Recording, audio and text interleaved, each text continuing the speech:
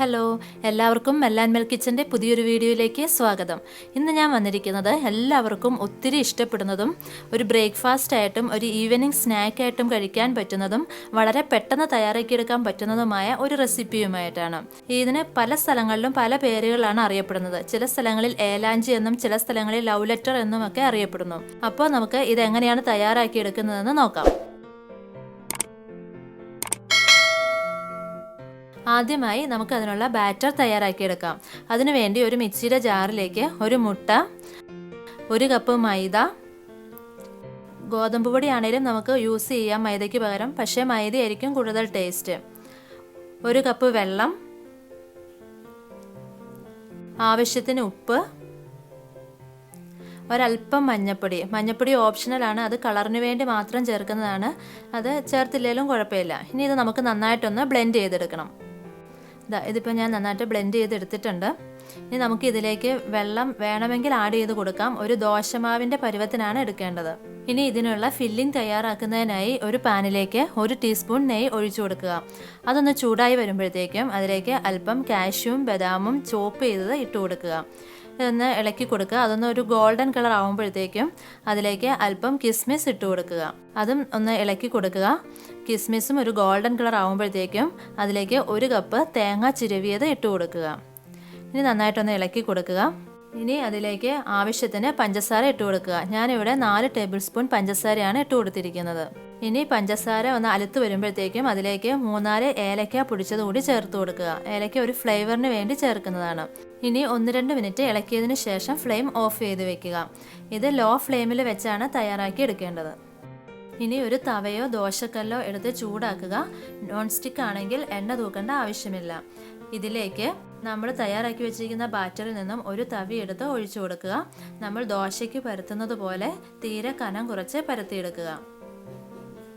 ഈ കാണുന്നത് പോലെ.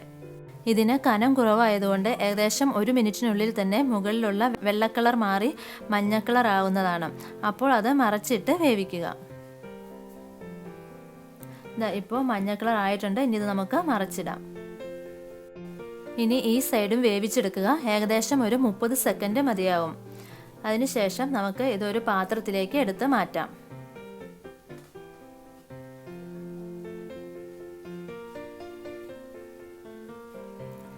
ഇനി വീണ്ടും നമുക്ക് അതുപോലെ തന്നെ അടുത്ത മാവ് കോരി ഒഴിച്ച് ദോശ പോലെ പരത്തിയെടുക്കുക. ഇനി ഇത് ആകുന്ന സമയം കൊണ്ട് നമ്മൾ ആദ്യം തയ്യാറാക്കി വെച്ചിരിക്കുന്നതിൻ്റെ ചൂടാറുന്നതിന് മുമ്പ് തന്നെ ഫില്ലിംഗ് വെച്ച് ചുരുട്ടിയെടുക്കാം.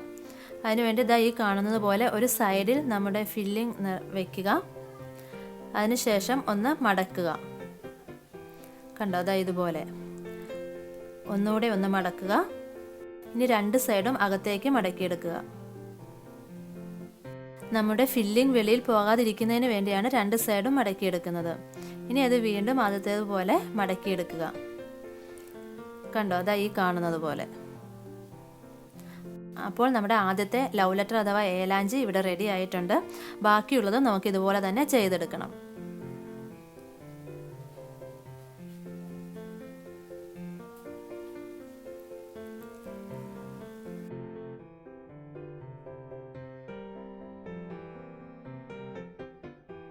അപ്പോൾ നമ്മുടെ ഏലാഞ്ചി അഥവാ ലവ് ലെറ്റർ ഇവിടെ തയ്യാറായിട്ടുണ്ട്.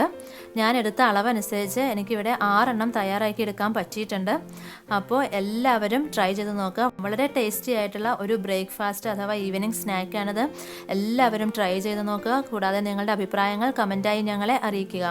വീഡിയോ ഇഷ്ടമായ ലൈക്ക് ചെയ്യുക, ഷെയർ ചെയ്യുക. കൂടാതെ ഈ ചാനൽ ആദ്യമായിട്ടാണ് കാണുന്നതെങ്കിൽ സബ്സ്ക്രൈബ് ചെയ്യാനും മറക്കരുത്. സൈഡിലുള്ള ബെൽ ബട്ടണും കൂടി പ്രസ് ചെയ്ത് ഓൾ എന്നുകൂടി ആക്കിയിടുക. അപ്പോൾ ഞാനിടുന്ന എല്ലാ വീഡിയോസിൻ്റെയും നോട്ടിഫിക്കേഷൻ അപ്പോൾ നിങ്ങൾക്ക് ലഭിക്കുന്നതാണ്. അപ്പോൾ അടുത്തൊരു വീഡിയോയിലൂടെ നമുക്ക് വീണ്ടും കാണാം. Okay, bye. Thank U.